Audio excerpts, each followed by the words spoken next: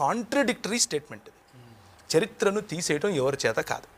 చరిత్ర ఎప్పుడు చరిత్రనే. ఇంకోటి, బ్రిటిష్ వారి సహకారంతోనే అంబేద్కర్ గారు పార్లమెంటు మెట్లెక్కారు అని సోదరులు చెప్పారు. అది నిజమైన స్టేట్మెంట్. ఎందుకు అనంటే బ్రిటిష్ ప్రభుత్వం రాకముందు ఈ దేశంలో ఉన్నటువంటి బడుగు బలహీన వర్గాలు, ఎస్సీ ఎస్టీ బీసీ మైనారిటీలుగా చెప్పుకున్న మైనారిటీల్లో మరి ముస్లింలు నేను ప్రత్యేకిస్తున్నాను. ఎందుకంటే అప్పటికి పాలక వర్గంలో ముస్లింలు ఉన్నారు. లేని వాళ్ళు ఎవరు అనంటే బీసీలు, లేని వాళ్ళు ఎవరు అనంటే ఎస్సీలు, లేని వాళ్ళు ఎవరు అంటే ఎస్టీలు. అలాంటి వారికి గొంతుకగా మారారు క్రైస్తవ మిషనరీలు. అలాంటి వారికి చదువు చెప్పారు క్రైస్తవ మిషనరీలు. అలాంటి వారికి స్కూళ్ళు పెట్టారు క్రైస్తవ మిషనరీలు.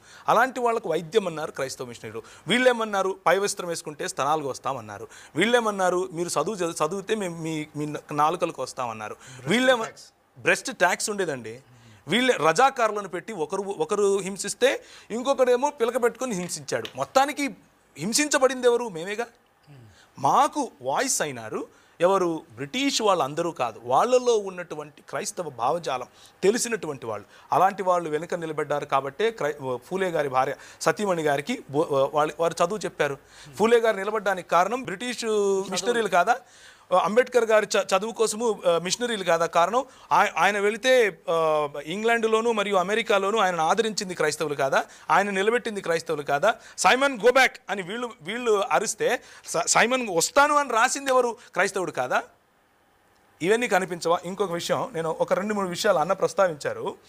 చాలా తక్కువ సమయంలో ఒక విషయం చెప్తాను. ఏంటి అనంటే, క్రిమినల్ ట్రైబల్ యాక్ట్ అని అన్నారు. సరే, ఈ దేశంలో జోగిని వ్యవస్థ అని ఒకటి ఉండేది. ఆంధ్ర జోగిని అబాలిష్మెంట్ ఎప్పుడు జరిగింది? భాస్కర్ రాజు గారే చెప్పాలి. ఇంగ్లీష్ ఎడ్యుకేషన్ యాక్ట్ ఎప్పుడు వచ్చింది? భాస్కర్ రాజు గారే చెప్తారు. ఆస్తి హక్కు శూద్రులకు ఎవరు తీసుకొచ్చారు? ఒకవేళ ఆస్తి హక్కు శూద్రులకు, చదువు హక్కు శూద్రులకు లేకపోతే ఈరోజు భాస్కర్ రాజు గారు ఇక్కడ కూర్చుని రక్షణ టీవీలో మాట్లాడగలిగే వాళ్ళ? ఎవరు తెచ్చారో సమాధానం చెప్పాలి. రైట్ టు ఎడ్యుకేషన్ ఎవరు తీసుకొచ్చారు? ఆయన డాక్టర్ అయ్యారుగా, ఎలా అయ్యారు? ఒక వైద్యుడు ఒక చోరుడు ఇద్దరు సమానం అని చెప్పేటటువంటి సనాతన ధర్మం ఎక్కడ? రైట్ టు ఎడ్యుకేషన్ ఫర్ శూద్ర అని చెప్పేటటువంటి ఈ యాక్ట్ 1913 ఎక్కడ? ఈ రెండిట్లో దేనివల్ల మీరు డాక్టర్ అయ్యారు? మీరు సమాధానం చెప్పాలి నాకు. స్లేవరీ అబాలిష్మెంట్ యాక్ట్ ఎవరు చేశారు? బ్రాహ్మిన్స్ ఒక వ్యక్తి శూద్రుడు పెళ్లి చేసుకుంటే భార్యను బ్రాహ్మణుడి దగ్గర 3 రాత్రులు పడుకోబెట్టాలా? ఇది మీ సనాతన ధర్మమా? దాన్ని అబాలిష్ చేసింది 1819లో. ఎవరు అబాలిష్ చేశారు? East India company. ఎవరు అబాలిష్ చేశారు? 1830లో హ్యూమన్ సాక్రిఫైస్ అబాలిషన్ యాక్ట్. అంటే మీరు నేను ఈరోజు బ్రతికున్నాము అని అంటే వాళ్ళు చంపకుండా మన తలలు తెగకుండా ఉన్నారు అని అంటే ఆ రోజు తీసుకొచ్చిన యాక్ట్ కదా. Non discrimination act 1833. Right to sit, శూద్రులకు కూర్చునే హక్కులు లేవండి, పిరుదులు కోసేవాళ్ళు. ఈరోజు టీవీల ముందు మీరు నిలబడుకొని మాట్లాడుతున్నారు అని అంటే కారణం ఏంటి? ఏ యాక్ట్ కారణంగా? ఈ ట్రైబల్ యాక్ట్ గుర్తొచ్చిందా? అది చేయించింది బ్రాహ్మణ సముదాయం కాదా? నాచ్ కమ్యూనిటీ అన్నటువంటి ఒక కమ్యూనిటీ ఉండేది.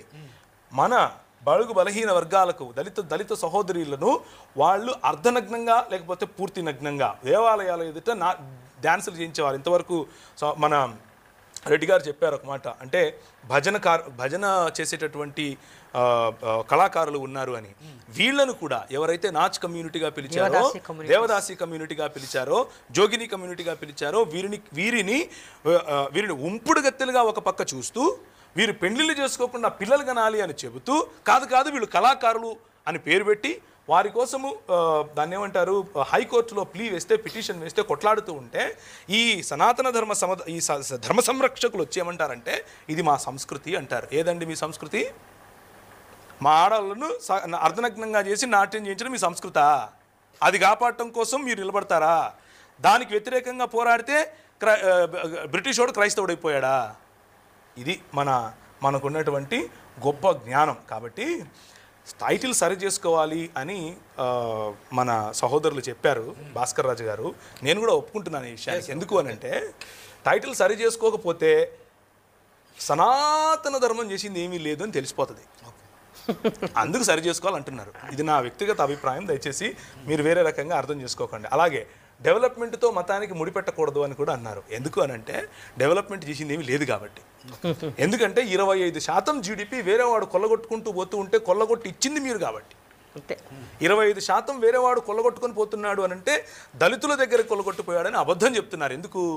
ఆ 25% ఈ దేశంలో దళితుడికి ఆస్తి హక్కు లేదు.